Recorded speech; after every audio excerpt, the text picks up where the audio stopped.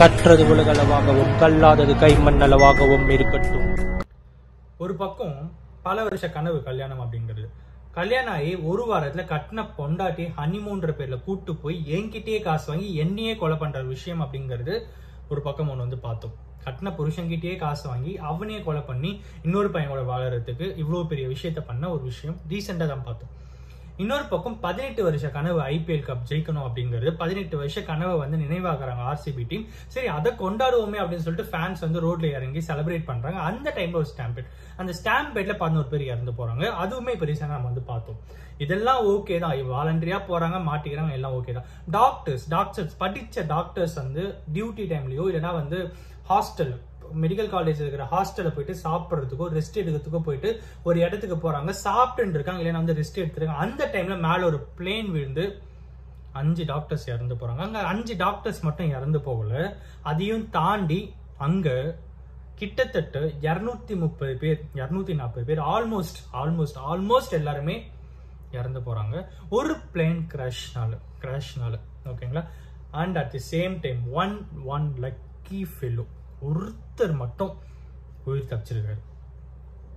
ரொம்ப ரொம்ப ஷாக்கிங்கா இருக்குல்ல? இந்த வீடியோல எல்லாமே என்ன நடந்துச்சு அப்படிங்கறத டேக் ஆஃப்ல இருந்து இப்போ இந்த வீடியோ நான் எடுத்துட்டு இருக்கிற வரைக்கும் என்னென்னலாம் போச்சோ சீரியஸா எல்லாத்தையுமே நான் ஃபாலோ பண்ண, என்னென்னலாம் நான் ஃபாலோ பண்ண அப்படிங்கிற எல்லா விஷயத்தையுமே இந்த வீடியோல உங்ககிட்ட வந்து கிளியரா பேச போறேன்.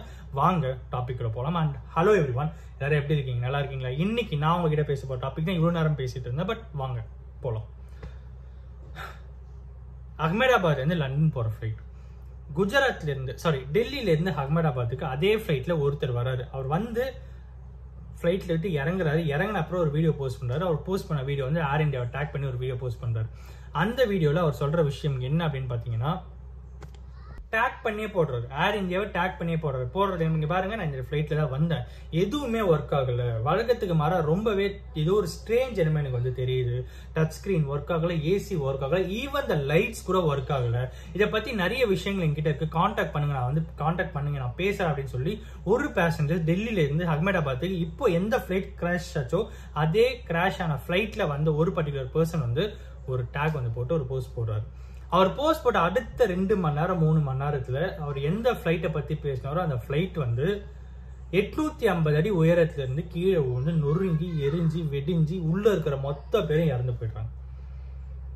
அகமதாபாத் இருந்து லண்டன் போற ஃபிளைட் ஒன் வே தான், நான் ஸ்டாப் ஃபிளைட் தான், எங்கேயுமே ஸ்டாப் கிடையாது. ஸ்ட்ரெயிட்டா அகமதாபாத் எடுத்தா லண்டன்ல தான் வந்து லேண்ட் ஆகும். ஓகேங்களா?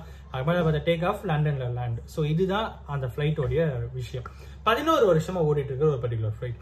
அந்த ஃபிளைட்ல கிட்டத்தட்ட 230 பேசஞ்சர்ஸ் பிளஸ் உள்ள இருக்கிறவங்க ஏர் ஹோஸ்டர்ஸ் இருந்து பைலட்ஸ் கிட்டத்தட்ட ஒரு 240 பேர் கிட்ட அந்த ஃபிளைட்ல வந்து டிராவல் பண்றாங்க, இன்க்ளூடிங் குஜராத்தோடைய ஃபார்மர் சிஎம். ஓகேங்களா? விஜய் சார். அவரோட ஃபுல் நேம் எனக்கு வந்து கரெக்டாக தெரியல. ஓகேங்களா? Sorry for the things. ஏன் அப்படின்னா நான் அது ஒரு விஷயத்த மட்டும் நான் வந்து நோட்டீஸ் பண்ணேன். பிகாஸ் அவரோட சேர்ந்து மொத்த பேருமே வந்து இறந்து போயிருக்காங்க.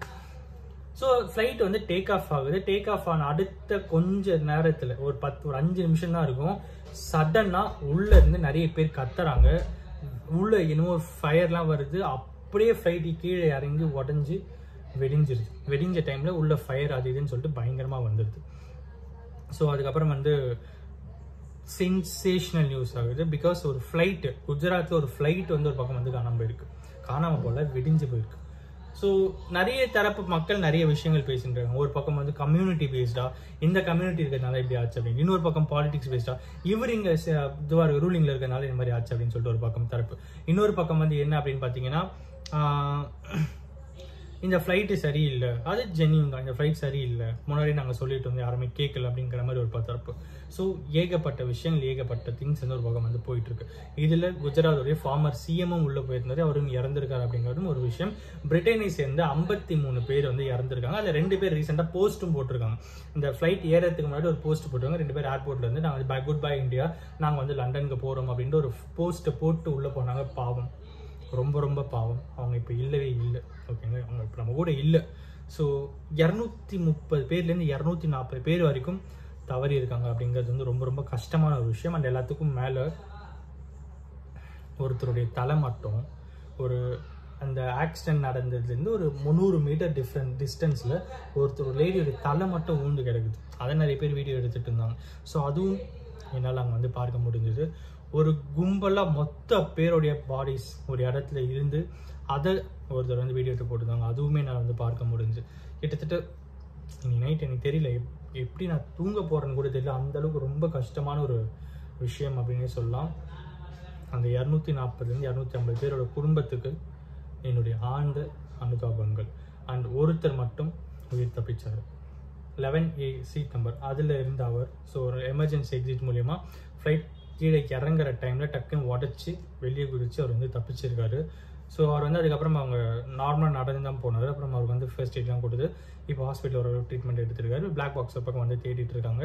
இன்னொரு பக்கம் அந்த ஃப்ளைட் டேக் ஆஃப் ஆன அடுத்த கொஞ்ச நேரத்தில் மேடே கால் அப்படின்றதுமே சொல்லியிருக்காங்க.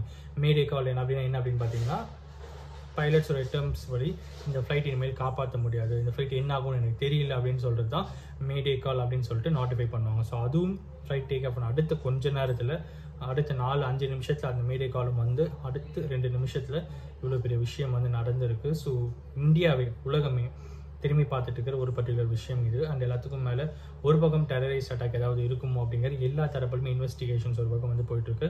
அண்ட் எல்லாத்துக்கும் மேலே பிளாக் பாக்ஸ் வந்தால் தான் அதுக்கு என்ன அப்படின்னு தெரியும். அந்த தப்பிச்ச பயணிக்கிட்டையும் ஃபர்தராக வந்து இன்வெஸ்டிகேஷன்ஸ் போகும். எப்படி ஆச்சு, என்ன உள்ள எப்படி நடந்தது அப்படின்னு சொல்லிட்டு கண்டிப்பாக கேட்பாங்க. அண்ட் அடுத்த அப்டேட்ஸ் என்னென்னலாம் வருது அப்படிங்கிற நம்ம வெயிட் பண்ணி தான் பார்க்கணும். சோஃபார் இன்னைக்கு இந்த வீடியோவில் இதை தான் நான் உங்ககிட்ட பேசணும் அப்படின்னு நினச்சேன். அஃப்கோர்ஸ் அண்ட் பேசுறதுக்கே யோசிக்க முடியல.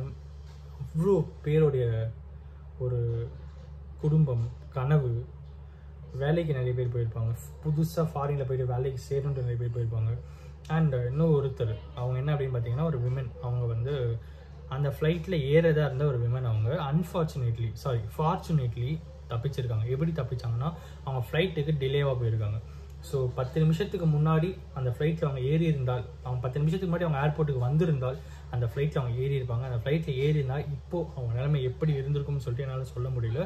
அண்ட் ஃபார்ச்சுனேட்லி அவங்க 10 நிமிஷம் டிலேவாக வந்ததால் அங்கே இருந்த ஹேரோசஸ் எல்லாமே வந்து இல்லைங்க ஃப்ளைட் டேக் ஆஃப் ஆக போகுது, இனிமேல் நாங்கள் ஏற்ற மாட்டோம் அப்படின்னு சொன்னோன்னே அவங்க வந்து டிப்ரெஸ்டாக ரொம்ப ஆங்க்ரியாக வெளியே வர நேரத்தில் சடனாக வெளியிலேருந்து போலீஸ் ஆஃபீஸர்லாம் அவசரமாக உள்ள ஓடிருக்காங்க.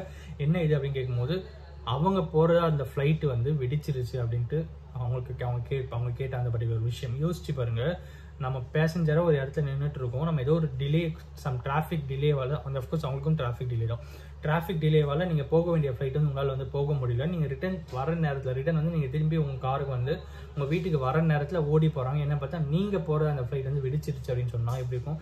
அந்த அளவுக்கு லக்கி ஃபீல்லவா இவ்வளோ பெரிய ட்ராஜடிலையும் 2 பேருக்கு நடந்திருக்கு. ஒன்று அந்த ஃப்ளைட்லேயே இருந்து தப்பிச்ச ஒருத்தர், இன்னொன்று அந்த ஃப்ளைட்டில் போக வேண்டி இருந்து டைம் டிலே ஆன காரணத்தால ஃப்ளைட்டில் போகாமல் இருந்து தப்பிச்ச ஒருத்தர். ஸோ 2 பேருமே இங்கே வந்து இன்றைக்கி உயிரோடு இருக்காங்க. மீதி யாரும் இங்கே உயிரோடு இல்லை அப்படிங்கிறது வந்து ரொம்ப ரொம்ப கஷ்டமான ஒரு விஷயமா இருக்குது. அண்ட் ஃபர்தராக இன்வெஸ்டிகேஷன்ஸ் கவர்மெண்ட் சைட்லேருந்து நிறைய விஷயங்கள். அண்ட் அந்த 250 பேருடைய குடும்பங்களுக்கு வந்து எந்த மாதிரி விஷயத்த சொன்னாலும் எவ்வளவுதான் கோடி ரூபாய் கொடுத்தாலும் ஈடுகட்ட முடியாத சில விஷயங்கள் அப்படிங்கிறது வந்து தெரியுது. And rest in peace.